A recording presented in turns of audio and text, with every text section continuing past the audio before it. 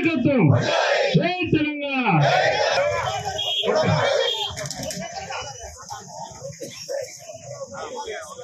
కేసీఆర్ గారు కూడా తీసుకున్నాక మన నిలబడదు ఒక కూడా తీసుకుని పక్కన గారి నాయకత్వంలో కేసీఆర్ ఆశీర్వాదంతో 2 కార్లు మనకు పంటలు పండి చెరువులు నిన్నాయి.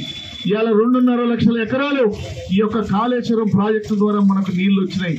కానీ దుర్మార్గం కాంగ్రెస్ ప్రభుత్వం వచ్చిన తర్వాత కాళేశ్వరం ప్రాజెక్టును అసలే లేకుండా చేయాలని చెప్పి అది కూలాలే కేసీఆర్ కు చెడ్డ పేరు రావాలనేటువంటి దుర్మార్గపు ఆలోచన కాంగ్రెస్ చేస్తుందని ఈ సందర్భంగా మీకు మనవి చేస్తూ ఉన్నాను. ఎందుకంటే మొన్న మేము అందరం కూడా ఎంపీలము ఎమ్మెల్యేలము అందరం కూడా కాళేశ్వరం ప్రాజెక్టు పోయినాం.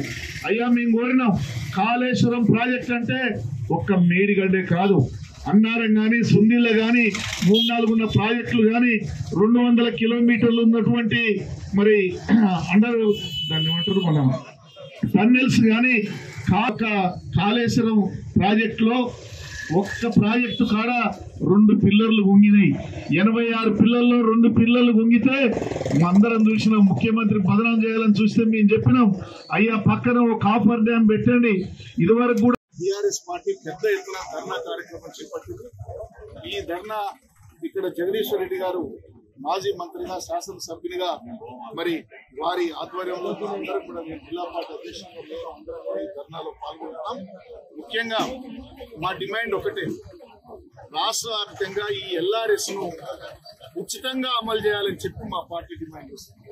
అసలు ఈ ఎల్ఆర్ఎస్ పేదలకు నిర్భాగ్యులకు జాగలు లేని వాళ్ళు ఉచితంగా గుడిసెలు వేసుకున్న వాళ్ళు ఇంటి నెంబర్ లేక ఇబ్బంది పడుతున్నారని చెప్పి ఎల్ఆర్ఎస్ సిస్టమ్ ఇచ్చింది బీఆర్ఎస్ పార్టీ.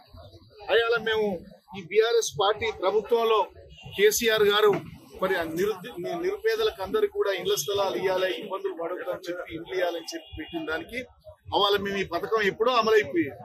కానీ ఈనాటి ఉప ముఖ్యమంత్రి బట్టి విక్రమార్క గారు కానీ లేకపోతే మా జిల్లా మంత్రులు ఉత్తమ్ కుమార్ రెడ్డి గారు కానీ కోమటిరెడ్డి వెంకరెడ్డి గారు కానీ మరి మన సీతక్క గారు కానీ అందరూ కూడా ఈ ఎల్ఆర్ఎస్ కు ఉచితంగా చేస్తాం, మేము ఆగండి 1-2 నెలల్లో మా ప్రభుత్వం వస్తుందని చెప్పి ఆయన మాయ మాటలు చెప్పారు. వెంకరెడ్డి గారు అయితే కోర్టు కూడా వేసాడు దీని మీద. కాబట్టి అయ్యా మేమేమంటలేము, ప్రజలు మీ మాయ మాటలు నమ్మినరో మోసపోయినరో మీకు అధికారం 100 రోజులు అయింది. మీరు అనుకున్నటువంటి విధంగా కాకుండా ఈ ఎల్ఆర్ఎస్ ను ఉచితంగా చేయమని మేము డిమాండ్ చేస్తున్నాం మీరన్న మాట ప్రకారం. ఎందుకంటే ఈ రాష్ట్రంలో 25 లక్షల మంది ఈ యొక్క ఎల్ఆర్ఎస్ తోటి మరి లబ్ధి పొందేవాళ్ళు. దగ్గర 25,000 కోట్ల రూపాయలు దండుకొని పేద ప్రజలు కడుపు కొట్టాలని చెప్పి రేవంత్ రెడ్డి ప్రభుత్వం కాంగ్రెస్ ప్రభుత్వం. అందుకనే మా సూర్యాపేటలో కూడా దగ్గర 30,000 మంది ఈ యొక్క ఎల్ఆర్ఎస్ అంత నిరుపేదలు ఉన్నారు. కాబట్టి ఈ కోట్ల రూపాయలు పేదల కడుపులు కొట్టేటువంటి ఈ పద్ధతి మంచిది కాదు అని చెప్పి మా రాష్ట్ర పార్టీ ఇచ్చినటువంటి పిలుపు మేరకు కేసీఆర్ కేటీఆర్ ఇచ్చిన పిలుపు మేరకు ఇక్కడ అందరం కూడా మేము ఈ ధర్నా కార్యక్రమం చేస్తున్నాం. మేము ఒకటే, ఇవాళ రాష్ట్ర వ్యాప్తంగా అన్ని నియోజకవర్గాల్లో ధర్నాలు జరుగుతాయి. రేపు అన్ని జిల్లా కలెక్టర్లకు కూడా రిప్రజెంటేషన్ కార్యక్రమం ఇస్తాం. దీనికి కనుక కాంగ్రెస్ ప్రభుత్వం తలవొక్కి ఉచితంగా ఎల్ఆర్ఎస్ ను చేపట్టుకుంటే మేము చట్టపరంగా కానీ ప్రజలకు కూడా వెళ్ళి ఈ ఉద్యమాన్ని నిర్వహిస్తాం. కాబట్టి అందరం కూడా ఒకటే, ఎల్ఆర్ఎస్ ను ఉచితంగా అమలు చేయాలని చెప్పి డిమాండ్ చేస్తాం.